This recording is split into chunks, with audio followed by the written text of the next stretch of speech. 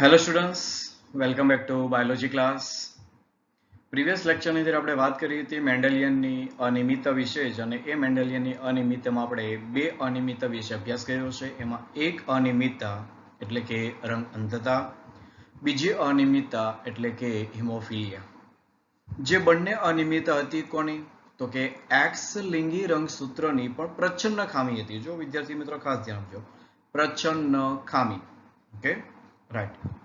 અને તેને અનુસાર જે કંઈ આપણી સંભાવના મળતી હતી કે ભાઈ વોટેવર જે કંઈ લગ્ન ગ્રંથિથી જોડાણ થયું હોય તેના થકી જે સંતતિ મળે છે એ સંતતિમાં નર અને માદા એના પર્સન્ટેજ કેટલા અથવા તે હોવાની સંભાવના કેટલી, વોટેવર, આનો અભ્યાસ આપણે કરી ચૂક્યા છીએ. Okay, right. આજનો જે લેક્ચર છે તેની અંદર પણ આપણે મેન્ડેલિયન જે અનિયમિતતા છે તેના વિશે જ અભ્યાસ કરવાનો છે, પરંતુ આજે અનિયમિતતા છે તેના નામથી જો આપણે યાદ કરીએ તો એક અનિયમિતતા એટલે કે sickle cell anaemia. Okay, right. બીજી અનિયમિતતા તો કે ફિનાઇલ કીટોન્યુરિયા, અને ત્રીજી અનિયમિતતા થેલેસેમિયા. Okay students, right.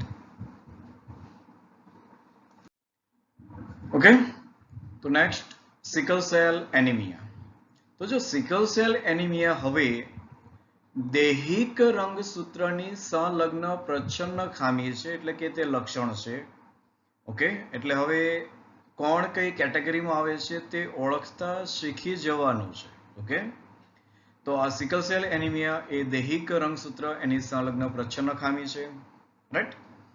અને હવે તે પિતૃમાંથી સંતતિમાં એ ત્યારે જ પ્રવેશ કરે છે જ્યારે બંને પિતૃઓ જનીનના વાહક હોય અથવા વિષમયુગ્મી હોય. અને આવા જે સેન્ટેન્સ છે એ આપણને વિધાન પ્રકારના જે પ્રશ્ન પૂછાતા હોય છે, અથવા ખરા ખોટા પ્રકારના, અથવા સિકલ સેલ એનિમિયાને સંબંધિત પ્રકારનો જો કોઈ પ્રશ્ન હોય તો એ સોલ્વ માટે ઉપયોગી થશે. એટલે ખાસ એનસીઈઆરટીના વિધાનને વળગી રહેવાનું છે, રાઈટ. કે જ્યારે આ દૈહિક સંલગ્ન આપણે પ્રચ્છન્ન ખામી હોય તો ત્યારે બંને જે પિતૃ છે બંને પિતૃ એ રોગના લક્ષણ માટે વાહક હોવા જરૂરી છે. અને જો એ પોતાની સાથે એ પ્રચ્છન્ન લક્ષણ કેરી કરશે તો એમની સંતતિમાં રોગિષ્ટ હોવાની સંભાવના એ 25% હોય છે, રાઈટ.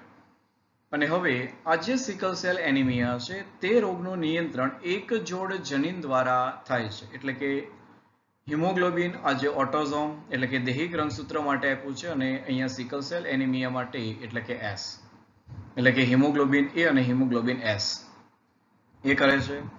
અને રોગ છે એના લક્ષણ માટે 3 આપણને સંભવિત જીનોટાઇપ મળે, અને એ જીનોટાઇપને જો આપણે અહીંયા લખીએ તો એક સ્વસ્થ હોવા માટેનો પણ એક આપણને સંબંધ મળશે હિમોગ્લોબિન માટે. તો કે હિમોગ્લોબિન કેપિટલ એ, હિમોગ્લોબિન કેપિટલ એ, આનો અર્થ એવો થઈ ગયો કે બંને પિતૃ એ સ્વસ્થ છે. ત્યાર પછી બીજો જે ટાઈપ છે હિમોગ્લોબિન એ, અને ત્યાર પછી હિમોગ્લોબિન એસ, કે જે સિકલ સેલ અહીંયા જે લક્ષણ છે તેને કેરી ફોરવર્ડ કરે છે પિતૃ. અને ત્યાર પછી જે કંઈ સિકલ સેલ એનિમિયા છે તેના રોગિષ્ટ હોવાની એક સંભાવના એટલે કે હિમોગ્લોબિન એસ, હિમોગ્લોબિન એસ. એટલે આ જે 3 જનીન પ્રકાર છે તેના વિશ્લેષણ કરતા તમે જોઈ શકો કે હિમોગ્લોબિન એ જે જનીન પ્રકાર છે તે સ્વસ્થ પ્રકાર છે. જ્યારે હિમોગ્લોબિન એ સાથે હિમોગ્લોબિન એસ એ જ્યારે રોગનું નિયંત્રણ કરે છે ત્યારે આ જે એસ એના હિસાબે અહીંયા પિતૃ કેવા છે તો કે વાહક છે. અને જ્યારે હિમોગ્લોબિન એસ સાથે હિમોગ્લોબિન એસ એટલે કે અહીંયા બંને પિતૃ એ હિમોગ્લોબિન રોગ ધરાવે છે, તો એમની જે સંતતિ હશે તો એમની તમામ સંતતિ એટલે કે 100% સંતતિ રોગિષ્ટ હશે. ઓકે, આ પ્રેડિક્શન છે, રાઈટ. હવે જે કંઈ સંભવિત 3 જે જીનોટાઇપ છે તેમાંથી હિમોગ્લોબિન એ, હિમોગ્લોબિન એસ, અને ત્યાર પછી હિમોગ્લોબિન એસ, હિમોગ્લોબિન એસ. તો જો આની વાત કરીએ તો HbS અને HbS આ જે સમયુગ્મી સ્થિતિ છે એ સમયુગ્મી સ્થિતિમાં આપણને આ જે સિકલ સેલ એનિમિયા છે, ઓકે, એ રોગ દેખાશે. ત્યાર પછી વિષમયુગ્મી જે સ્થિતિ છે હિમોગ્લોબિન એ સાથે HbS, તો એ વ્યક્તિ રોગમુક્ત તો હોય છે, એનો અર્થ કે સ્વરૂપ પ્રકારે એ સ્વસ્થ છે. હા, પણ એ ભવિષ્યની અંદર એ જ્યારે એને પ્રચ્છન્ન લક્ષણ સાથે સંયોજવાની તક મળશે ત્યારે એ રોગ નિર્માણ કરશે, પણ અત્યારે તો એ રોગના વાહક છે. એટલે આપણે પરિસ્થિતિ ઓળખતા શીખવાનું છે કે ક્યારે કઈ પરિસ્થિતિ એનું પ્રેડિક્શન આવી શકે કે જ્યારે આખો એક રોગ એટલે કે સિકલ સેલ એનિમિયા એ જ્યારે દૈહિક સંલગ્ન પ્રચ્છન્ન રોગ છે ત્યારે દૈહિક લક્ષણની પ્રભાવી સ્થિતિમાં એ હંમેશા સ્વસ્થ હોય, વિષમયુગ્મી સ્થિતિમાં એ પોતે કરિયર છે, વાહક છે, અને જ્યારે સમયુગ્મી સ્થિતિમાં પ્રચ્છન્ન નહીં ત્યારે એ હંમેશા રોગિષ્ટ છે. ઓકે, તો અહીંયા પણ જ્યારે હવે વિષમયુગ્મી સ્થિતિ છે તેમાં આપણે જોઈએ તો એ વ્યક્તિ દેખાય સ્વરૂપ પ્રકારે રોગમુક્ત હશે, પણ એ પોતે પોતાની સાથે એ જનીન કેરી કરે છે જે ભવિષ્યમાં એની સંતતિમાં રોગિષ્ટ હોવા માટેના ચાન્સીસ 25% આપતા હોય છે. ઓકે, હવે વિકૃત જનીન સંતતિમાં ઉતરવાની જે સંભાવના છે એ જો 50% છે, કારણ કે આપણને પણ ખ્યાલ છે કે જે કે પણ સંતતિ હોય એ અંડકોષ અને શુક્રકોષ, તો શુક્રકોષની અંદર પણ એ જે જનીન જવાની સંભાવના પણ 50% અને અંડકોષમાં જવાની પણ સંભાવના 50%, એટલે કે 1/2. હા, પણ એમની જે સંતતિ જ્યારે બંને વાહક હોય ત્યારે નિર્માણ થવાની સંભાવના કેટલી છે તો કે 25%, 25%. ઓકે, અહીંયા જે એક આકૃતિ આપી છે એક નોર્મલ કે જ્યાં અનઅફેક્ટેડ કરિયર મધર એટલે કે ફાધર અને મધર, તો અહીંયા વ્યક્તિ પોતે વાહક છે પરંતુ એ રોગમુક્ત છે, અને અહીંયા જે માતા છે એ પણ પોતે રોગમુક્ત છે પરંતુ એ વાહક છે, એટલે આ બંને કરિયર છે. અને હવે જ્યારે કરિયર છે એટલે બંનેની સ્થિતિ કેવી છે? વિષમયુગ્મી છે. ઓકે, અને આ વિષમયુગ્મી સ્થિતિમાં પછી આપણને ચાન્સ મળે કે ભાઈ પ્રભાવી આવવાની સંભાવના મળશે જે 25% છે, એટલે કે એ અનઅફેક્ટેડ છે, જે બિલકુલ સ્વસ્થ છે. ત્યાર પછી અહીંયા આ જે બે જનીન પ્રકાર મળવાના છે એ કેવા છે? વળી પાછા પિતૃ સ્વરૂપ છે અને એ વિષમયુગ્મી છે. ઓકે, તો એ પણ અનઅફેક્ટેડ છે પરંતુ એ મુકાશે કરિયર વાહકની કેટેગરીમાં, રાઈટ. અને અંતે જે કે પણ એ પોતાની સાથે જે કેરી કરે છે આ પ્રચ્છન્ન લક્ષણ, એને જ્યારે સંયોજવાની તક મળશે ત્યારે એ પોતાના લક્ષણ અહીંયા પ્રદર્શિત કરશે, કારણ કે આ પ્રચ્છન્ન લક્ષણ છે કે જે પોતે પોતાની સમયુગ્મી સ્થિતિમાં એ પોતે પોતાની અભિવ્યક્તિ બતાવે. જ્યારે તમે અહીંયા જોઈ શકો કે પ્રભાવી લક્ષણ છે એ પોતે જો સમયુગ્મી હોય કે વિષમયુગ્મી સ્થિતિ હોય એ પોતાના લક્ષણ તો પ્રદર્શિત કરે જ છે ને, રાઈટ.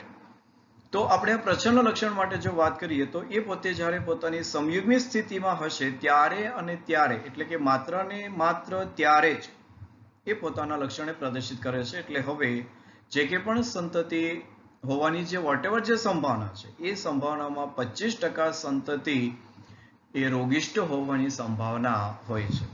એટલે અહીંયા પણ રેશિયો જો 1:2:1 કે જેમાં 1 એટલે કે 25% અથવા 1/4 આ બધું જ પ્રેડિક્શન લાગે અહીંયા. તો એ 25% સંતતિ 100% સ્વસ્થ છે, 50% સંતતિ એ કરિયર છે અને 25% સંતતિ એ કેવી છે? રોગિષ્ટ છે, કે જ્યારે પિતૃ એ બંને રોગ માટે વિષમયુગ્મી હોય, રાઈટ.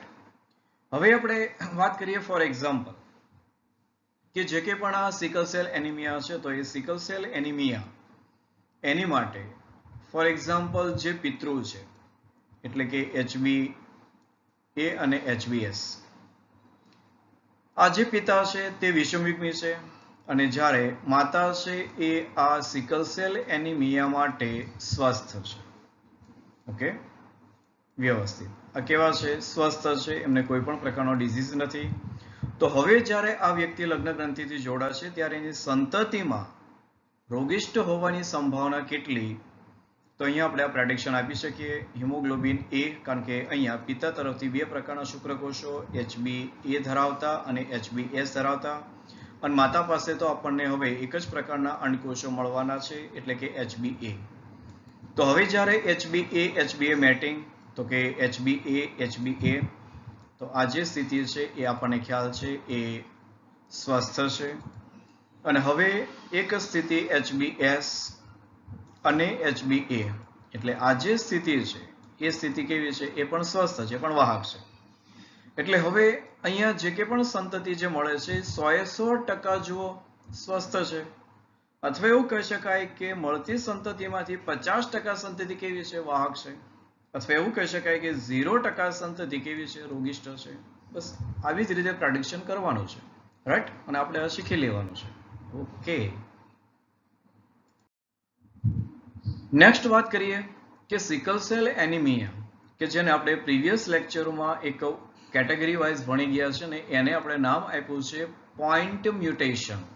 બરાબર, જો યાદ આવ્યું છે હવે કે સિકલ સેલ એનિમિયા એ ઘણી બધી કન્ડિશન, કારણ કે પ્લિયોટ્રોપિઝમની અંદર પણ આ વાત હતી, અને હવે વાત કરીએ પોઈન્ટ મ્યુટેશન. તો સિકલ સેલ એનિમિયા થવા પાછળનું જે રીઝન એ વિકૃતિ જ છે, અને એ વિકૃતિ કયા પ્રકારની, તો કે પોઈન્ટ મ્યુટેશન છે. ઓકે, કે જેમાં જે કંઈ પણ નાઇટ્રોજન બેઝ છે એ નાઇટ્રોજન બેઝની અંદર સબસ્ટિટ્યુશન છે, જે કંઈ ફેરફાર થવાના છે એ એક જોડીમાં થવાના છે. ઓકે, કે હવે સિકલ સેલ એનિમિયા થવાનું કારણ હિમોગ્લોબિન અણુની જે કે પણ બીટા ગ્લોબિન જે શૃંખલા છે, ખાસ યાદ રાખજો, એનસીઈઆરટીમાં મેન્શન કર્યું છે બીટા ગ્લોબિન શૃંખલા, કારણ કે હિમોગ્લોબિનની અંદર આપણને ખ્યાલ છે એ પ્રમાણે જો 4 શૃંખલા હોય છે. ફોર એક્ઝામ્પલ, હિમોગ્લોબિનમાં અહીંયા 4 શૃંખલા, કે જેમાં બીટા શૃંખલા અને હિમોગ્લોબિન આલ્ફા શૃંખલા. તો આલ્ફા જે શૃંખલા છે એની પણ 2 પેટા શૃંખલા, અને બીટા શૃંખલાની પણ 2 પેટા શૃંખલા, એમ ટોટલ 4 શૃંખલા હોય છે હિમોગ્લોબિન અણુની, એટલે કે ગ્લોબિન પોર્શન. ઓકે, તો અહીંયા પણ હવે જો હિમોગ્લોબિન અણુમાં જે બીટા જે ગ્લોબિન જે શૃંખલા છે એનો છઠ્ઠો ક્રમ યાદ રાખવાનો છે ખાસ નીટ માટે.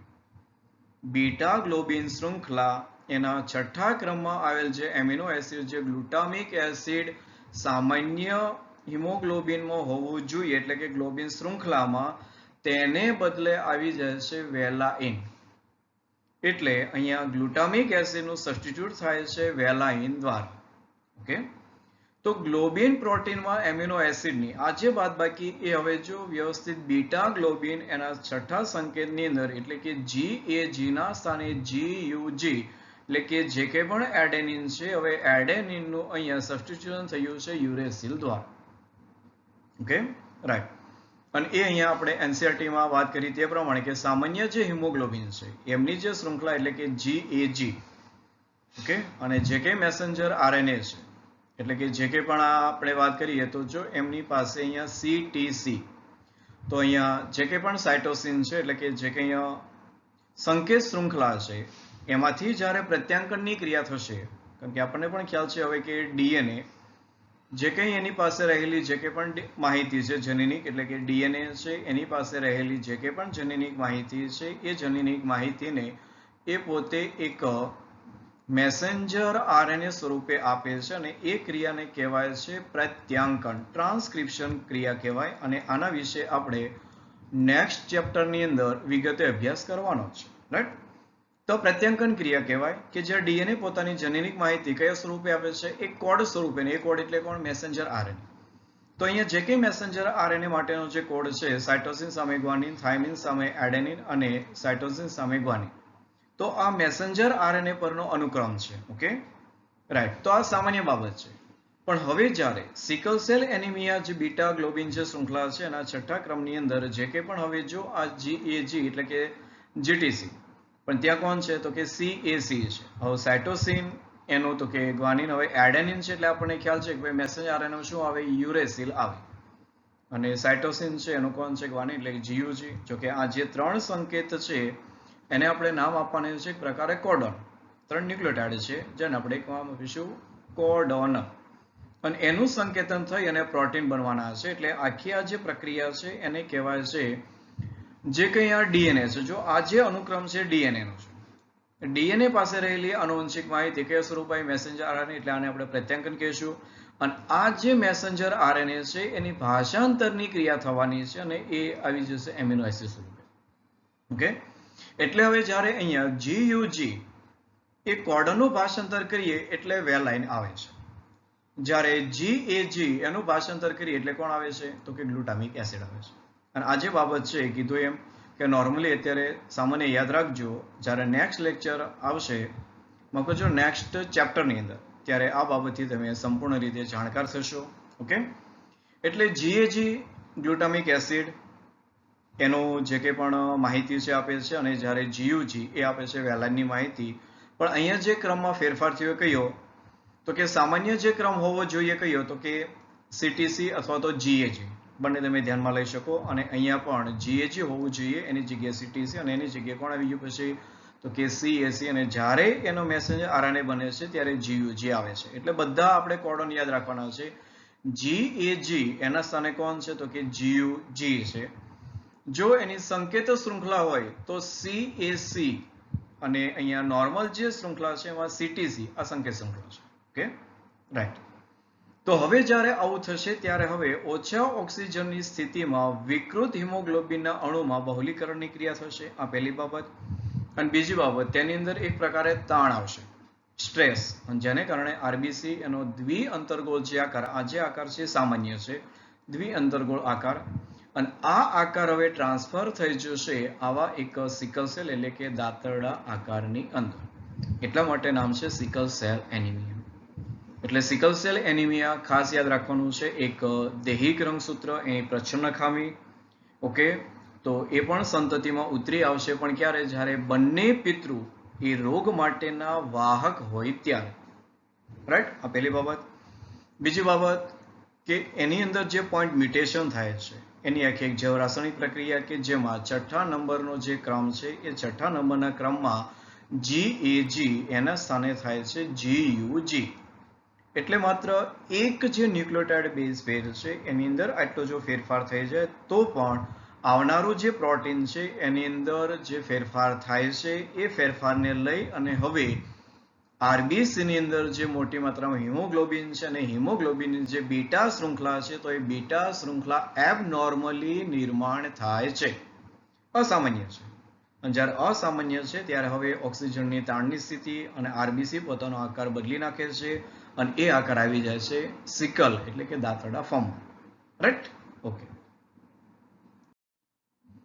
સ્ટુડન્ટ્સ નેક્સ્ટ તો કે ફિનાઇલ કીટોન્યુરિયા આ ફિનાઇલ કીટોન્યુરિયા જે ડિઝીઝ છે જે આપણે પ્રીવિયસ વાત કરી હતી એ પ્રમાણે જ એક ચયાપચય ખામી છે અને એ પણ હવે દૈહિક જે રંગસૂત્ર છે એની પ્રચ્છન્ન ખામી છે એટલે આ બીજી કેટેગરી દૈહિક રંગસૂત્ર હોય અને એની પ્રચ્છન્ન ખામી હોય તો આ કોણ છે ફિનાઇલ કીટોન્યુરિયા છે તો આ ફિનાઇલ કીટોન્યુરિયા એ સંતતિમાં ઉતરી આવવા માટેની સંભાવના કઈ યસ બંને પિતૃ આ ફિનાઇલ કીટોન્યુરિયાના વાહક હોવા જોઈએ તો જે સંતતિ છે તેમાં 25% સંતતિ એ આ રોગથી પીડાતી હોય તેવી સંભાવના મળે ઓકે રાઈટ હવે એની જે કે પણ પેથોફિઝિયોલોજી તો કે રોગગ્રસ્ત વ્યક્તિની અંદર જે કંઈ ફિનાઇલ એલેનિન છે તો ફિનાઇલ એલેનિન આપણને ખ્યાલ છે કે એક પ્રકારનો એમિનો એસિડ જ છે તો આ એમિનો એસિડને હવે ટાયરોસિનની અંદર રૂપાંતર કરવાનું છે તો એ રૂપાંતરણ કરવા માટે જરૂરી ઉત્સેચક હોય છે ફિનાઇલ એલેનિન હાઇડ્રોક્સિલેઝ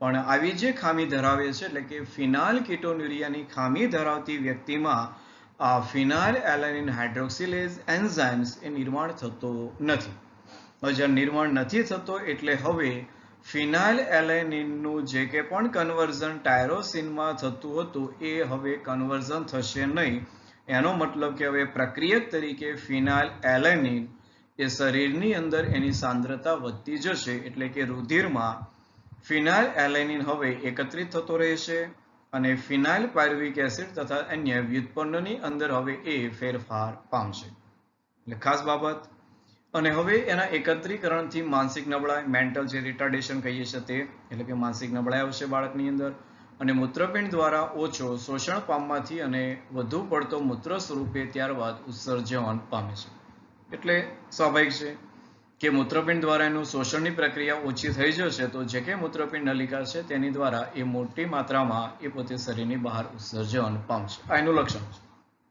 ઓકે તો આ વાત થાય ફિનાઇલ કીટોન્યુરિયા કે જે ખામી છે દૈહિક પ્રચ્છન્ન લક્ષણની અને એના વારસાગમનની જો વાત કરીએ તો અનઅફેક્ટેડ કોણ છે ફાધર તો છે પણ છે કેવા કરિયર છે જો વાહક છે અહીંયા અને માતા પણ કેવી છે વાહક છે વાહક છે ત્યારે જે કે પણ આ જે બંધારણ છે બંધારણની વાત કરીએ એટલે કે બંને વિષમયુગ્મી કહેવાય વિષમયુગ્મી છે એટલે હવે જે કંઈ આ પોતે પોતાની સાથે જે અહીંયા એક જનીન લઈ જાય છે એ જનીનને તક મળે છે બેવડાવવાની એટલે એ બેવડાઈ જશે અને ત્યારે એ જે બેવડાયેલી સ્થિતિ એટલે આપણે એને કહીએ છીએ અસરગ્રસ્ત અથવા તો રોગગ્રસ્ત સ્થિતિ પણ એનું પ્રમાણ પણ નક્કી છે. પ્રમાણ કેટલું? તો કે 25%. એટલે કે જે સંતતિ આવે છે તેમાં 25% સંતતિ એવી રોગિષ્ટ આવવાની સંભાવના હોય છે.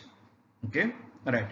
એટલે આ જે દૈહિક અને પ્રચ્છન્નમાં જે કંઈ ખામી છે અથવા જેને આપણે દૈહિક રંગસૂત્રની ખામી કહીએ છીએ, એટલે જો અહીંયા કોઈ પણ એવું સ્પેસિફિકેશન નથી કે આવનારી સંતતિ નર છે કે માદા છે, કારણ કે રંગસૂત્રો કોણ છે? દૈહિક છે.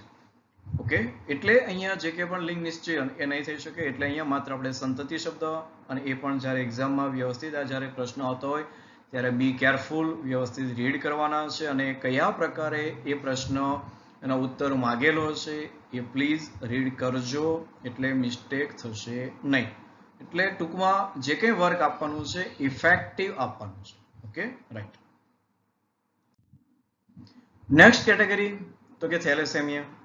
તો જે થેલેસેમિયા જે રોગ છે એ પણ દૈહિક પ્રચ્છન્ન જે જનીન છે એની ખામીનો જ રોગ છે. એટલે વ્યવસ્થિત અહીંયા જે કેટેગરી છે આજના લેક્ચરની, એ ત્રણેય રોગ દૈહિક પ્રચ્છન્ન ખામી છે, અહીંયા કોઈ પ્રભાવી નથી. Okay, right. એટલે પહેલી જે હતી એ કોણ? તો કે સિકલ સેલ એનિમિયા. સેકન્ડ તો કે ફિનાઇલકીટોનુરિયા. Okay, right. અને તેની સાથે અન્ય બે ચયાપચય ખામી કે જેને નામ આપણે આપી શકીએ આલ્બિનિઝમ, અવર્ણતા, અને એક નામ આપી શકીએ આપણે આલ્કેપ્ટોન્યુરિયા. એ આપણે જે કંઈ આ જે લેક્ચર છે તેના ટોટલ અંતમાં, કે જ્યારે એક્સ્ટ્રા થિયરીઝનો અભ્યાસ કરીશું ત્યારે તેની અંદર એ બંને ડિઝીઝ એના વિશે વિગતે વાત કરવાની છે. આલ્કેપ્ટોન્યુરિયા અને અવર્ણતા એટલે કે આલ્બિનિઝમ, કે જે પણ એક ચયાપચયની ખામી અને દૈહિક પ્રચ્છન્ન લક્ષણની ખામી છે. ઓકે, અત્યારે જે ખામી છે એનું નામ શું છે? તો કે થેલેસેમિયા છે. ઓકે, અને આ પણ એક રુધિરને લગતો રોગ જ છે. અને આ રોગની કેટેગરી કઈ? તો કે દૈહિક સંલગ્ન પ્રચ્છન્ન ખામી છે. ઓકે, એટલે હવે તમને ખ્યાલ પડશે કે આ જે રોગ એ સંતતિમાં ઉતરી આવવાની સંભાવના કેટલી? તો કે 25%. પણ ક્યારે? કે જ્યારે બંને પિતૃ આ રોગ માટે વાહક હોય. Okay, right. તો હવે થેલેસેમિયા જે રોગ છે તે પિતૃઓમાંથી સંતતિમાં, કે જ્યારે બંને પિતૃઓ બિન અસરકારક વાહક, જો શબ્દ છે જે વ્યવસ્થિત અને અગત્યનો, અને હવે તો વ્યવસ્થિત તમને સમજાય તેવો છે, વાહક કરીએ, કે જે વાહક જનીન અથવા તો વિષમ યુગ્મતાને વહન કરાવતા હોય. ઓકે, અને આ અસર થવાનું કારણ એ વિકૃતિ અથવા તો દૂર થવું, એટલે કે ડિલિશન.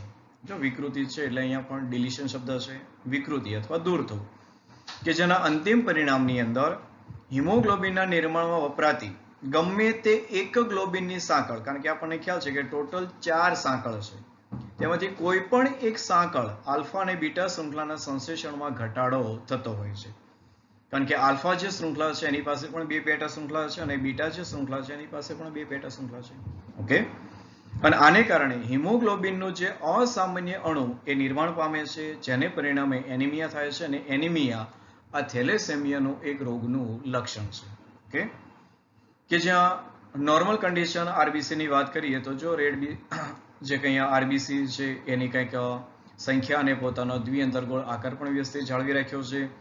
જ્યારે થેલેસેમિયાની અંદર માલફોર્મ એટલે કે એની અંદર થોડાક ફેરફાર થઈ ગયા છે, અને એ ફેરફારને લઈ અને હવે જે આરબીસી છે એ આરબીસી કંઈક અલગ આકાર અથવા આપણે થોડાક સ્ક્વેર ટાઈપ પણ કહી શકીએ. ઓકે, કે જેની અંદર હિમોગ્લોબિનનું જે કન્ટેન્ટ હોય છે, મતલબ કે જે ફોર એક્ઝામ્પલ આપણે અહીંયા હેલ્ધી વ્યક્તિની અંદર હિમોગ્લોબિન કન્ટેન્ટ જે આપણે 15% કહી શકીએ હેલ્ધી વ્યક્તિની અંદર, તો અહીંયા જે કંઈ હિમોગ્લોબિન કન્ટેન્ટ છે, હિમોગ્લોબિનની કન્ટેન્ટની માત્રા એ 15% કરતાં પણ ઓછી, અને ઘણી વખત એ એપ્રોક્સી 9%, 8%, 5% આવી પણ હોય છે, સિવિયર જેવી કન્ડિશન થેલેસેમિયાની. ઓકે, તો એ પ્રમાણે આરબીસી તો છે, પણ આરબીસીની અંદર હિમોગ્લોબિન જે કન્ટેન્ટ છે, અને એમાં તે ખાસ કરીને જે ગ્લોબિન પોર્શન, તો એ ગ્લોબિન જે પ્રોટીન ભાગ છે એની માત્રા ઘણી ઓછી હોય છે. રાઈટ. તો હિમોગ્લોબિનના અસામાન્ય અણુ નિર્માણ પામશે, અને આની પણ એક કન્ડિશન એ પ્રમાણે કે જ્યાં આપણે વાત કરીએ છીએ હિમોગ્લોબિન, બરોબર, તો હિમોગ્લોબિનની અંદર એક હિમ પોર્શન એટલે કે આયરન, અને બીજો ભાગ એટલે કે ગ્લોબિન પ્રોટીન. તો આ જે ગ્લોબિન જે પ્રોટીન છે એની માત્રા ઓછી હોય, અને જ્યારે આ જે આયરન જે કન્ટેન્ટ છે એની માત્રા કંઈક વધારે હોય છે. ઓકે, એટલે આ પણ એક અસામાન્યપણું હોય છે. રાઈટ. તો થેલેસેમિયા થવા પાછળના રીઝનની એક વાત એ કે હિમોગ્લોબિન અણુની હવે કઈ સાંકળ અસર કરતા છે કે કોની અંદર એ પ્રકારે અહીંયા ખામી આવી છે તેને આધારે થેલેસેમિયાનું વર્ગીકરણ છે. ઓકે, જો એ આલ્ફા થેલેસેમિયાની વાત કરીએ તો એ આલ્ફા ગ્લોબિન સાંકળનું ઉત્પાદન અસર કરતા છે. મતલબ કે આલ્ફા ગ્લોબિન સાંકળના ઉત્પાદનમાં અથવા એને જો અસર કરતા હોય તો એ આલ્ફા થેલેસેમિયા, અને જો બીટા ગ્લોબિન જે પોર્શન છે એને અસર કરતું હોય તો એ બીટા થેલેસેમિયા. એ રીતે આપણે વર્ગીકૃત કરી શકીએ કે જે કઈ સાંકળને અસર થાય છે તે પ્રમાણેનું નામ છે. હવે આલ્ફા થેલેસેમિયા એ બે જનીન છે નજીકથી જોડાયેલા છે અને સંલગ્ન જનીન છે. ફોર એક્ઝામ્પલ આપણે આ જે રંગસૂત્ર છે એની વાત કરીએ તો અહીંયા HbA1 અને HbA2 આ રીતે એકબીજાની નજીક આ જે જનીન હોય છે એ ગોઠવાયેલા હોય છે અને એ આવેલા હોય છે જે પિતૃ છે એના 16મા નંબરના રંગસૂત્ર પર. એટલે આ બાબત પણ એક નોંધવાની છે કે કઈ જગ્યાએ છે, કારણ કે હિમોગ્લોબિન એ જે શૃંખલા છે અથવા આલ્ફા જે શૃંખલા છે તેનું નિર્માણ માટેના જે સંકેત છે એ છે 16મા નંબરના રંગસૂત્ર પર. ઓકે, અને જ્યારે બીટાની આપણે વાત કરશું ત્યારે 11 નંબર છે. એટલે ખાસ આ રંગસૂત્રના નંબર પણ યાદ રાખવાના છે કે કઈ શૃંખલા કયા નંબર પર આવે છે. ઓકે, તો એ HbA1 અને HbA2 કે જે દરેક પિતૃના 16મા નંબરના રંગસૂત્ર પર એ સ્થિત છે અને તેના દ્વારા નિયંત્રિત છે. રાઈટ. હવે તે 1 કે 4 જનીનમાંથી, જો ખાસ ધ્યાનમાં એ લેવાનું કે 1 કે 4 ની વાત એટલા માટે કરી છે કે અહીંયા જે કંઈ સંલગ્ન જનીન છે એમની સંખ્યા છે કેટલી, તો કે 2 છે. ઓકે, અને આ જે 2 જનીન છે એ હિમોગ્લોબિન A1 એટલે જે કંઈ પિતૃ છે, પિતૃ પાસે તો એ કેવા છે, દ્વિકીય છે.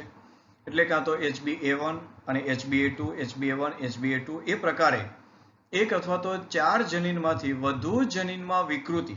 કારણ કે આપણને ખ્યાલ છે હવે કે આખો એક દૈહિક પ્રચ્છન્ન લક્ષણ છે અને એનું વર્ગીકરણ થયું છે આલ્ફા બીટાને આધારે. તો હવે શું કહે છે, જો જનીનોમાં વિકૃતિ અથવા દૂર કરવાને કારણે જોવા મળશે અને જેટલું વધારે દૂર થઈ જશે એટલી એની સિવિયરિટી વધારે, મતલબ કે તીવ્રતા વધારે અથવા તો એ રોગ વધારે થશે.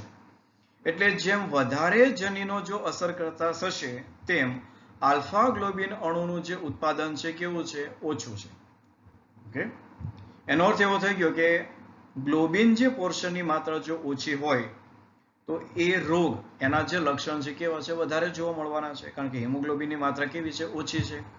ઓકે, એટલે વ્યવસ્થિત ધ્યાનમાં લેવાનું છે. અહીંયા 2 જનીન છે અને એ 2 જનીનમાંથી 1 કે 4, કારણ કે કેટેગરી પ્રમાણે, તો એ જનીનમાંથી જે વધુ જનીનમાં વિકૃતિ અથવા દૂર થવાને લીધે થશે. પણ જો એ વધુ દૂર થશે તો એનો અર્થ એવો થઈ ગયો કે આલ્ફા જે ગ્લોબિન જે પોર્શન છે એનું ઉત્પાદન ઓછું થશે ને. રાઈટ, કારણ કે એ ક્યાં છે, રંગસૂત્ર પર સ્થિત છે અને એની માહિતી પણ ત્યાં આવેલી છે. અને જો એ જનીનનો ભાગ એટલે વધારે જો દૂર થઈ જશે તો એટલી માહિતી આ જે આલ્ફા પોર્શન છે તેની ઓછી મળશે. એટલે હવે હિમોગ્લોબિન આપણને ખ્યાલ છે, કીધું તેમ કે વ્યવસ્થિત સમજો 4 શૃંખલા છે. તો આ 4 શૃંખલા છે વ્યવસ્થિત જોડાય અને હિમોગ્લોબિન પોર્શન બનાવે છે. તો હવે એનો અર્થ એવો થશે કે જે કઈ માત્રા જોઈએ એ પ્રમાણે આલ્ફા શૃંખલાની માત્રા જોશે અને બીટા શૃંખલાની. એટલે કે જેટલું આલ્ફા શૃંખલાનું ગ્લોબિન હશે, વ્યવસ્થિત સમજો કે જેટલી માત્રા આલ્ફા શૃંખલામાંથી જે ગ્લોબિન નિર્માણ પામે છે, ફોર એક્ઝામ્પલ આપણે એવું રાખીએ કે ચલો એ નિર્માણ થાય છે 1 ગ્રામ, આપણી સરળતા માટે 1 ગ્રામ એ નિર્માણ પામે છે. તો સામે બીટા જે શૃંખલા છે તેમાંથી પણ જે ગ્લોબિન નિર્માણ પામે છે તો એ ગ્લોબિનની માત્રા પણ 1 ગ્રામ હોવી જોઈએ. પછી એવું ના બનવું જોઈએ કે બીટા જે ગ્લોબિન છે સંપૂર્ણ 1 ગ્રામ ફોર્મ થાય છે અને આલ્ફાની અંદર વિકૃતિ જો વધુ માત્રામાં છે તો 1 ગ્રામની જગ્યાએ કેટલું છે, તો કે 0.5 ગ્રામ જો થતું હોય તો એને સામે જોઈએ કેટલું, 0.5 જ જોઈએ છે. ઓકે, તો એનો અર્થ એવો થઈ ગયો કે હવે આલ્ફા શૃંખલાને લઈ અને એટલું ઓછી માત્રામાં ગ્લોબિન પોર્શન બને છે. બીટા શૃંખલા ઓકે છે, એ પોતાનું જે કંઈ આપણે મેક્સિમમ કહીએ છીએ તો આપે છે. પણ આલ્ફા શૃંખલામાં જો વિકૃતિ આવે છે અને જો વિકૃતિ એ વધુ માત્રામાં હશે તો એટલી ઓછી માત્રામાં ગ્લોબિન બનશે. પણ અહીંયા તો હિમોગ્લોબિન બનવા માટે 4 શૃંખલા એટલે કે પેટા શૃંખલા સાથે એટલે કે આલ્ફા શૃંખલા અને બીટા શૃંખલા બંનેની માત્રા સરખી હોવી જોઈએ. અને ફોર એક્ઝામ્પલ આપણે અહીંયા 1 ગ્રામ લીધી છે, તો મતલબ 1 ગ્રામ સાથે 1 ગ્રામ જોડાશે તો હિમોગ્લોબિન બનશે ને. પણ હવે માનો કે આલ્ફા જે શૃંખલા છે એમાંથી 0.5 ગ્રામ જ મળે છે અને બીટા શૃંખલા 1 ગ્રામ આપે છે, તો કઈ હિમોગ્લોબિન 1 ગ્રામ નહીં બને, બનશે કેટલું 1/2, એટલે કે 0.5 જ બનવાનું છે, કારણ કે સામે આલ્ફા છે કેટલું 0.5 જ છે.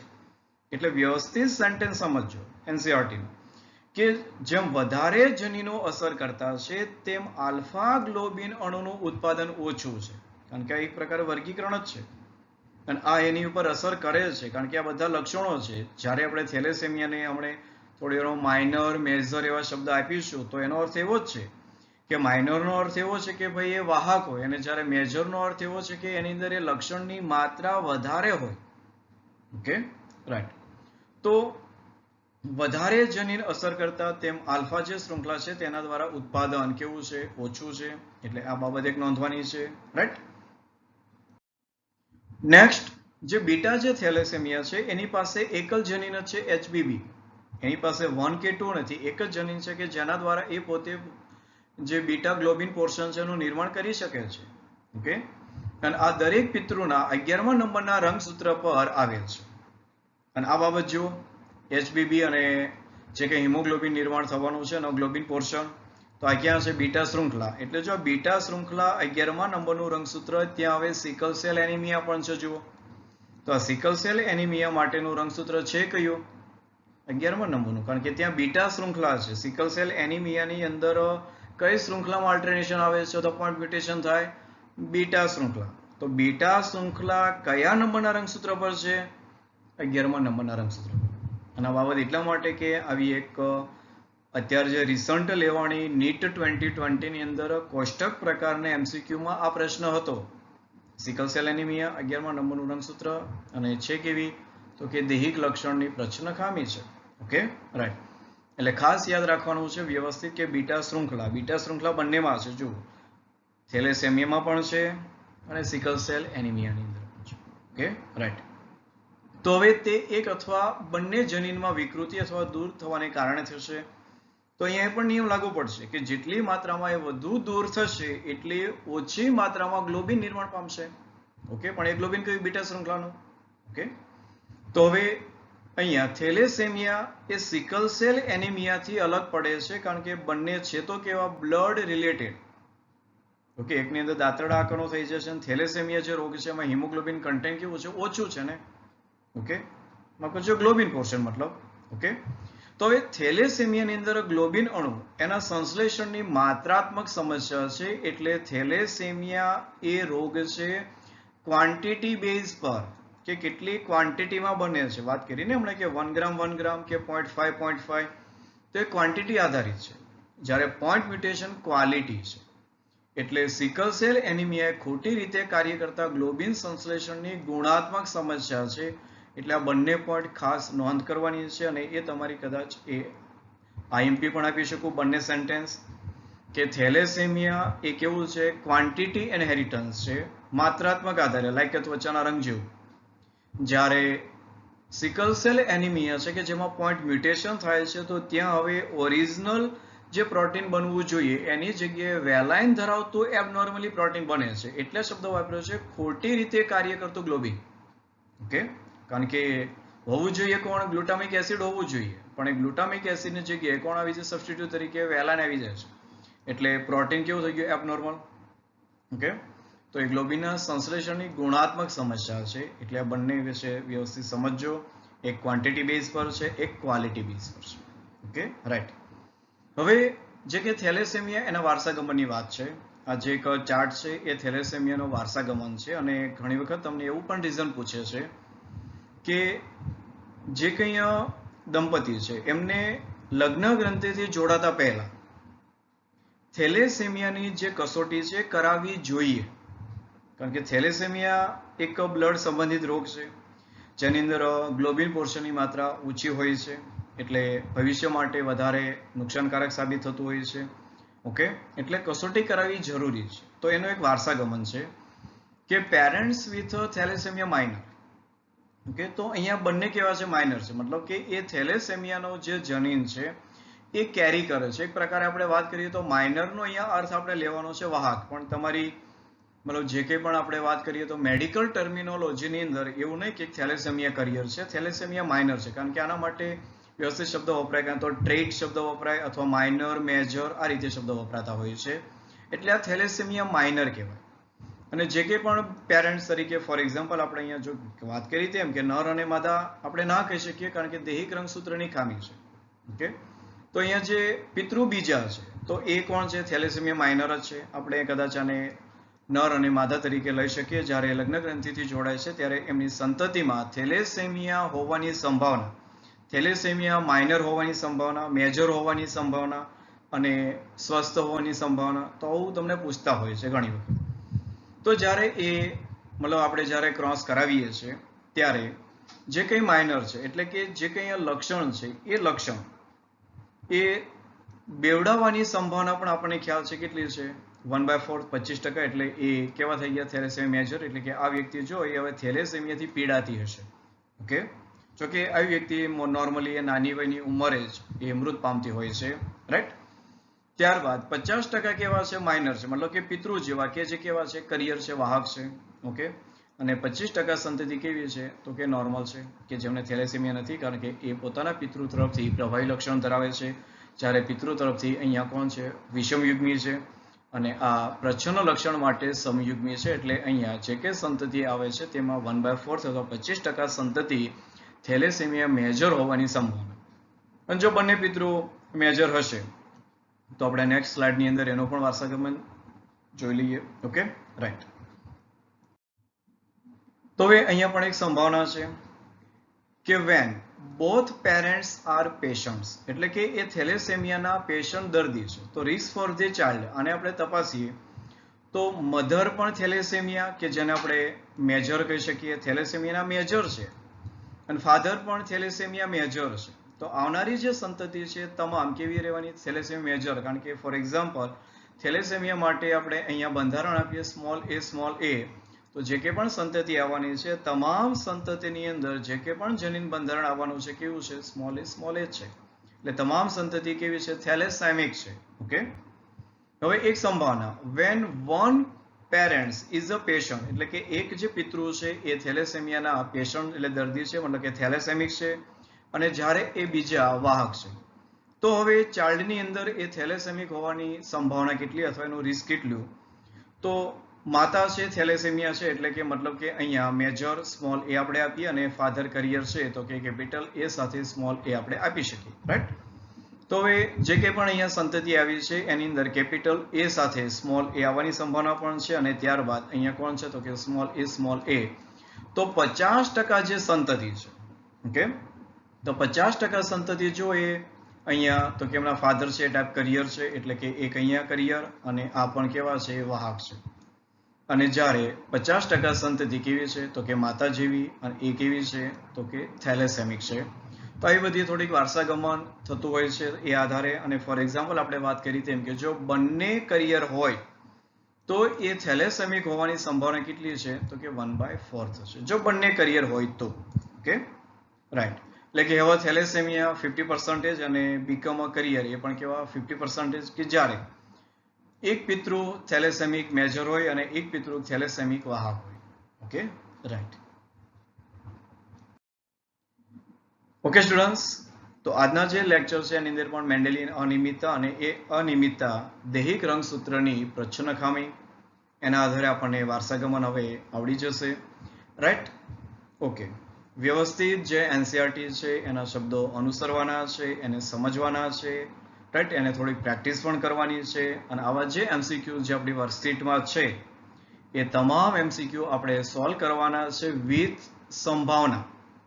જેટલી પણ સંભાવના મળે છે અથવા 4 ઓપ્શનની અંદર જે કે પણ સંભાવના છે એ દરેકે દરેક ઓપ્શન્સને ચેક કરી અને પછી વ્યવસ્થિત સોલ્વ કરવાના છે.